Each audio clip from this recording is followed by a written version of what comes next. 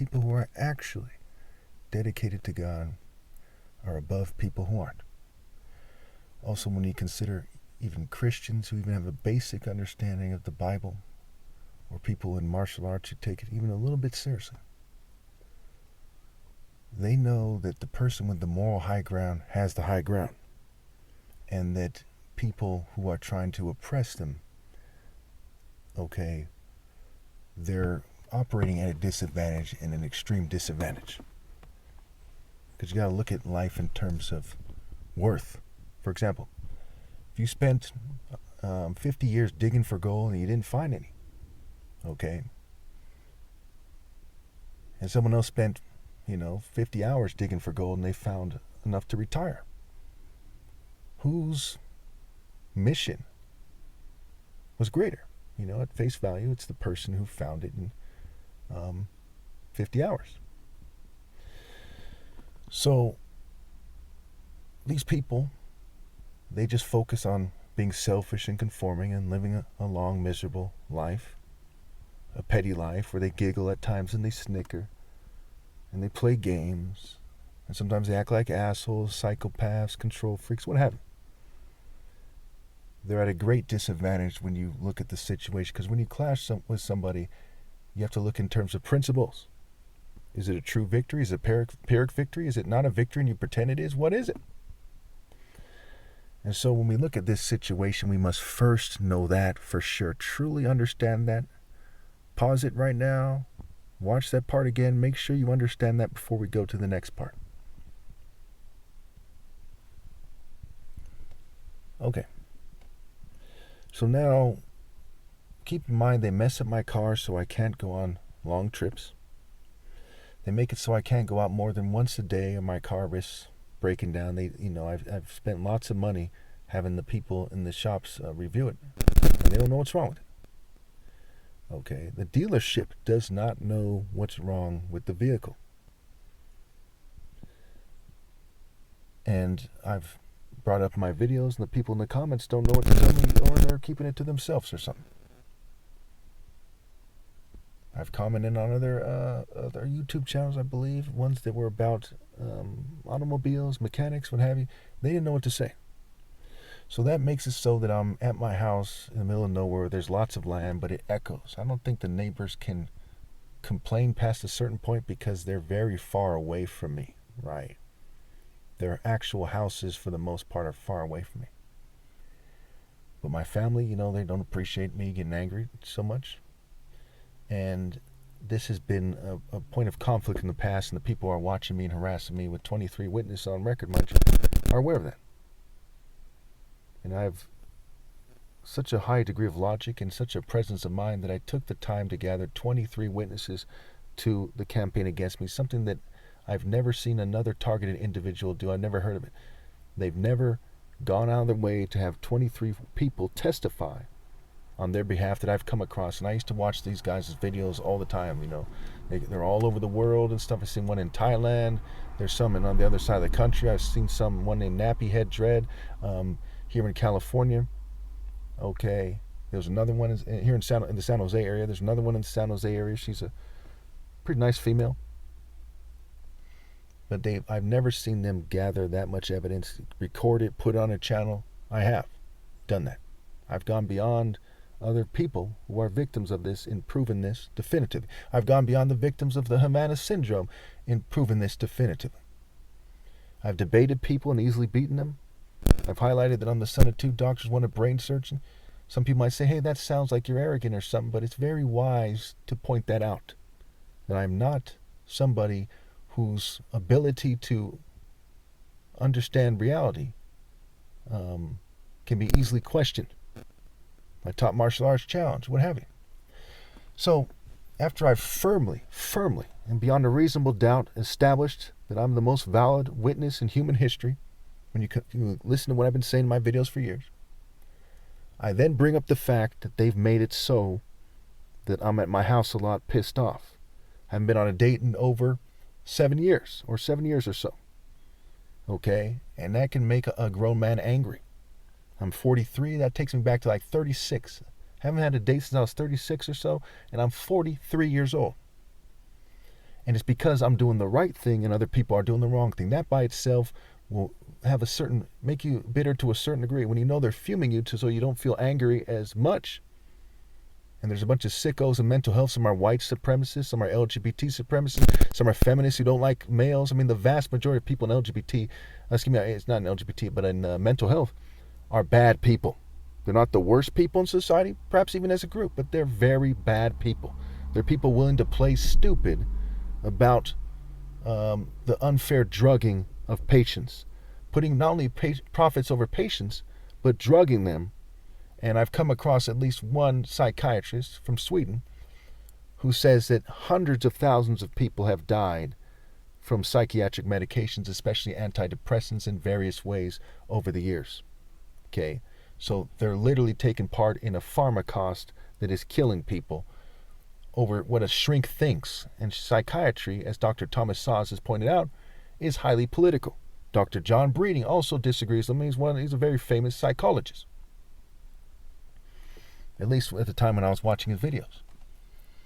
So when we look at this thing and we say, is it fair to say, well, that person's a Scientologist or that person's a Christian psychiatrist? Of course he's saying that, but then you're feminist, you're atheist, you're racist, and your opinion matters if you get together to, And we also look at the situation where before the Klan existed, slavery was legal in America. Before the first Klan, which started after the Civil War, right?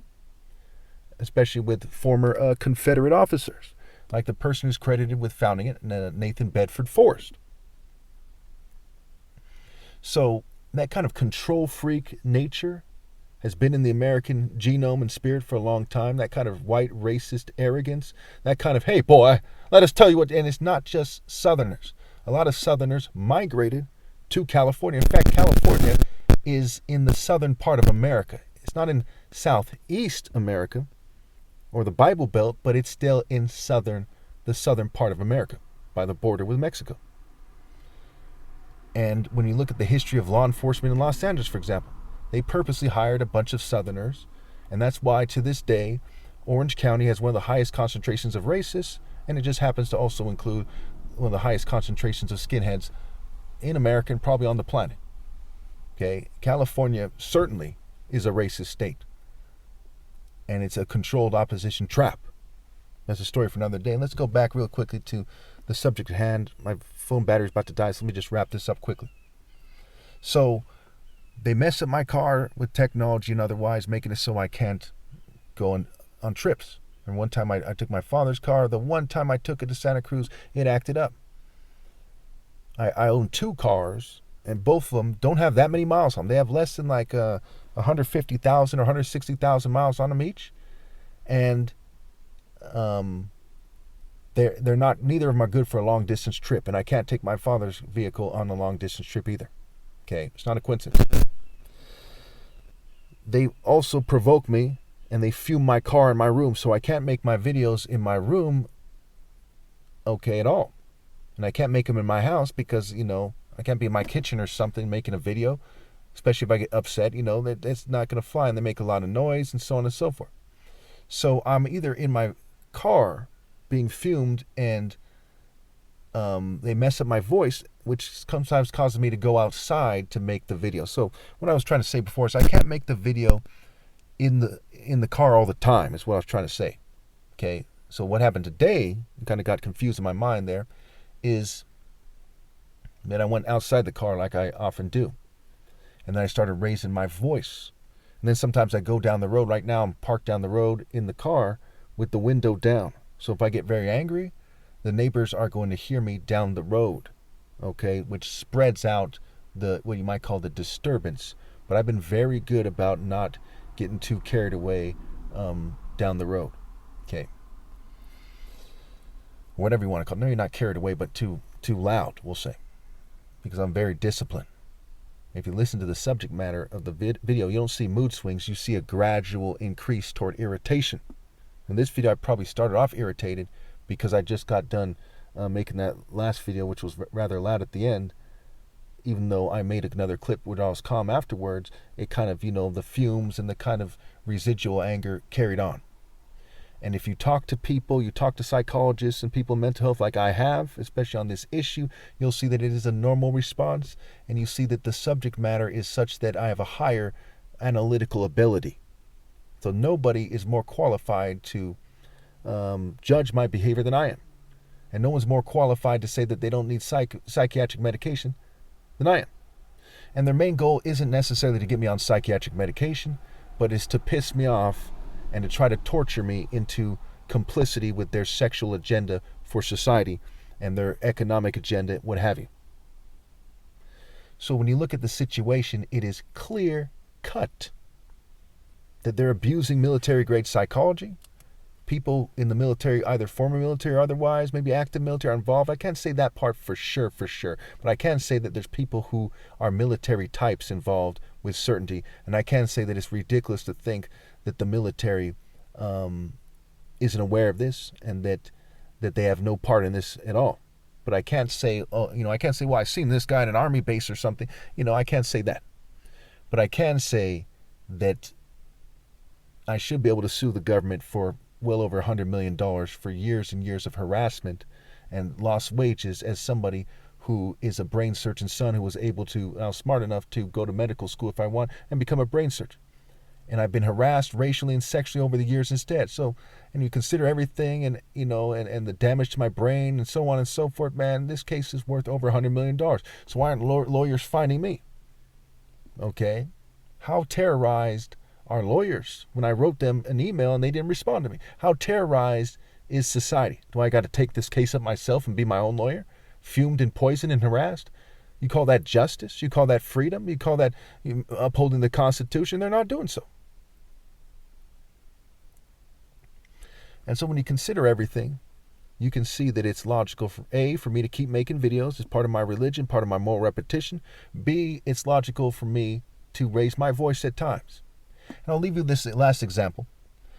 If there was a person who was kidnapped and he was tied in a basement and he's being tortured and he's yelling, should the police come and go say, hey, we're going to give you a ticket for the noise or we're going to take you to the psych ward? Or should they look at the evidence and say, they're torturing you? Okay. And they've come over one time when my brother and I got into a little scuffle, and I was carrying chicken wings going upstairs, and he pushed me through the door, and I dropped the plate of chicken wings. To make a long story short, they called the police. My parents, they know what's going on, and when they came, they saw my lock was broken, my chicken wings were on the ground, the plate was broken, and they said, well, I don't see any chicken wings. Okay, so that's really how a negative relationship between me and the Santa Clara County Sheriff Department started. But in recent days, we don't necessarily have a negative relationship. I mean, they're involved in the gang stalking, but they're not really putting extras on it. And I can give them that credit. I give credit where it's due. So they haven't come over and acted unreasonably in quite some time. But that was back in 2011. And it also happened to be the first anniversary, I believe it is, of my uncle's death. Okay. So we see these logical reasons to be upset. We see that there's an organized and racist harassment campaign against me. I even went as far as to covertly record a phone call with the police to show you how they've been treating me. And they chopped up, I made it clear to them there's a racist and hate campaign against me, and they're fuming me and they're stalking me in person. They're shining lights on, and they chopped it up to minor traffic violations. Okay, and I have that conversation on record, though I don't think it's admissible in court because the person didn't know he's being recorded, but because of the extenuating circumstances and all the law enforcement agencies that should be involved by now, I thought that I would put that out there so they would know for sure and have no excuse that they need to launch an investigation immediately because a citizen of the United States of America is being harassed in an organized and racist way by organized criminals who are also sexually harassing them and using technology and fumes and poisons and using the local businesses to get at me. And they probably terrorize them, and they're probably using advanced technologies. Okay, I don't know what part the local businesses have. I'd imagine that they're just being coerced, and the fumes are from advanced technology from the government itself. So when you consider the facts here in a logical manner, when you consider the argument I've made here, and I'm sure we can all agree it's very coherent, it's very logical, it's clear that I am the victim and the government should have launched an investigation here, and it should have been a high priority investigation. Can you imagine if I was a white person who's the son of a white humanitarian who was playing ball with the government? This would have never happened, and if it did, they would have launched that investigation. So they're clearly practicing selective law enforcement in a way that has prolonged the suffering of the most righteous person that ever lived, and with a universal scale, and I can easily break that down for you. See my Proof I'm Christ playlist. Keep in mind that the miracles are figurative. I don't literally walk on water. I don't literally turn water into wine, what have you.